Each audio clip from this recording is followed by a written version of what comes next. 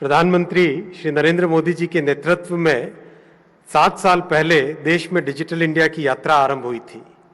इसके 3 मुख्य आयाम हैं। पहला आयाम है स्टार्टअप इंडिया। प्रधानमंत्री जी ने स्टार्टअप इंडिया के द्वारा हमारे नौजवान साथियों की ऊर्जा को देश की कॉम्प्लेक्स प्रॉब्लम्स के सॉल्यूशन में चैनलाइज किया। हजारों की संख्या में लोगों को जोड़ा। जब स्टार्टअप इंडिया आरंभ हुआ था तो हम सबको ध्यान है कि प्रतिपक्ष किस तरह के कटाक्ष करता था, लेकिन आज देखिए 2014 में जहां मात्र कुछ 600, 700, 400 स्टार्टअप्स थे, आज 73,000 स्टार्टअप्स देश में, 73,000, और इनमें से लगभग आधे टियर 2 और टियर 3 सिटीज में है, जो कि बहुत बड़ा कंट्रीब्यूशन है प्रधानमंत्री जी का देश की विकास में। इन स्टार्टअप्स ने 7 लाख जॉब्स क्रिएट किए, 7 लाख एम्प्लॉयमेंट। और 2014 में जहां भारत में कुछ गिने चुने 2, 4, 5 यूनिकॉर्न्स होते थे, आज 100 से अधिक यूनिकॉर्न्स हैं। पूरे के पूरे यूरोप से भी ज्यादा, कितने डेवलप्ड कंट्रीज से ज्यादा। और भारत तो हमेशा टैलेंट नेशन की तरह तो स्वीकारा जाता ही जाता था।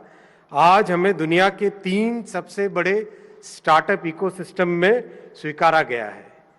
डिजिटल इंडिया का दूसरा स्तंभ है ई गवर्नेंस। ई गवर्नेंस के माध्यम से प्रधानमंत्री जी ने साधारण मानवी के जीवन को छूने वाली कई सेवाओं को डिजिटल माध्यम से पहुंचाया, उपलब्ध करवाया। एक नया मॉडल क्रिएट किया जिसमें सरकार और स्टार्टअप्स दोनों भागीदार बने, पार्टनर्स बने।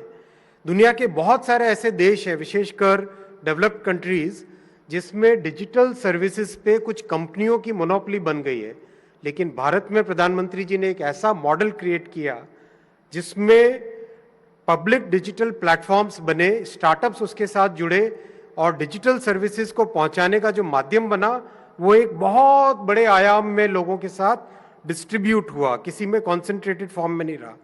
एक बहुत बड़ा एग्जाम्पल है इसका यूपीआई।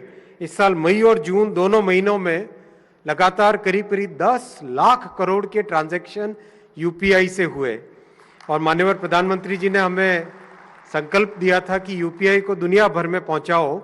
अब करीब 30 देश के साथ इसके साथ वार्तालाप चल रहा है, और 3 देशों ने ऑलरेडी एमओयू साइन कर लिए हैं, सिंगापुर ने, यूएई ने और फ्रांस ने। इसी तरह के पब्लिक डिजिटल प्लेटफॉर्म्स अब स्वास्थ्य, कृषि और शिक्षा में भी और भी कई क्षेत्रों में बन रहे हैं। डिजिटल इंडिया का तीसरा आयाम है इलेक्ट्रॉनिक्स मैन्युफैक्चरिंग। 8 साल पहले भारत में इलेक्ट्रॉनिक्स मैन्युफैक्चरिंग करीब नगण्य थी, छोटी सी इंडस्ट्री होती थी। आज $75 बिलियन यानी करीब 6 लाख करोड़ रुपए की ये इंडस्ट्री है। रोजगार 25 लाख के आसपास रोजगार इलेक्ट्रॉनिक्स मैन्युफैक्चरिंग में जनरेट हुआ है। हाई क्वालिटी रोजगार है ये। और जिस तरह से प्रधानमंत्री जी ने संकल्प रखा है देश के सामने, आगामी 5 वर्षों में $300 बिलियन तक इस इंडस्ट्री को ले जाना है, यानी विश्व के टॉप 3 कंट्रीज में इलेक्ट्रॉनिक्स मैन्युफैक्चरिंग में पहुंचना है। और रोजगार को आज के 25 लाख से 80 लाख तक पहुंचाना है। माननीय प्रधानमंत्री जी, आज डिजिटल इंडिया वीक के लिए आपने समय दिया। हमेशा आप मार्गदर्शन करते हैं, और आपकी गरिमामयी उपस्थिति से हम सबका मनोबल बढ़ाने के लिए आपको कोटि धन्यवाद।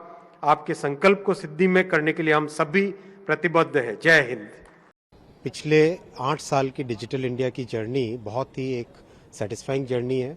इस जर्नी में आप देखिए, जब कुछ गिने चुने स्टार्टअप थे 8 साल पहले, आज 70,000 से ज़्यादा, 73,000 स्टार्टअप्स हैं, 100 से ज़्यादा यूनिकॉर्न्स हैं। तो स्टार्टअप इंडिया के सभी जो साथी हैं उन सबका अभिवादन। प्रधानमंत्री जी के इस विजन का जो एक सक्सेसफुल मॉडल बना है, दुनिया देख रही है।